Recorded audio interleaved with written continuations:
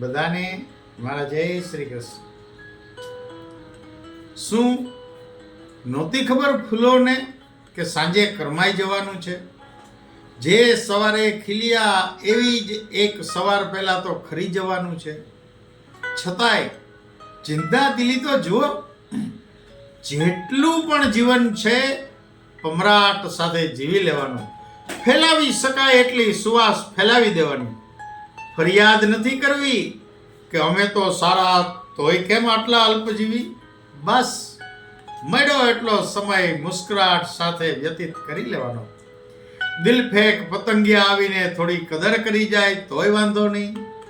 સ્વાર્થી ભમરા આવીને રસ ચૂસી જાય તોય ફરિયાદ નહીં. મધમાખીઓના ડંખને સહી લઈ અને મુસ્કુરાતા રહેવું કાંઈ સહેલું નથી હો. પોતાના જ છે છતાંય દિલમાં ભોકાય છે એવા કાંટાને સ્વીકાર્યા છે.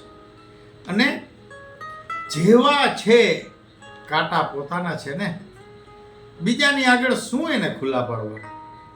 ચાલ મારી કોમળતા નીચે છુપાવીને જગતને આંતરિક કલહની જાણ ન થવા દો. અને આવી ઉત્તમ ભાવના સાથે મંદ મંદ વહેતા પવનની મસ્તીમાં ડોલતા રહેવું.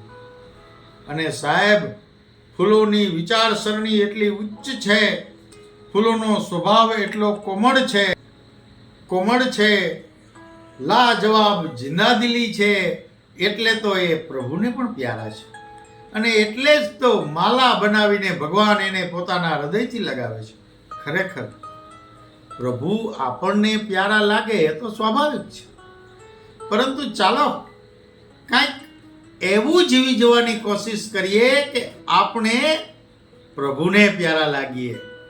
નથી આવડતું? ચાલો ફૂલોના બગીચામાં શીખીએ કંઈક એવું ફૂલો પાસેથી કે આપણે લાગીએ પ્રભુને પ્યારા.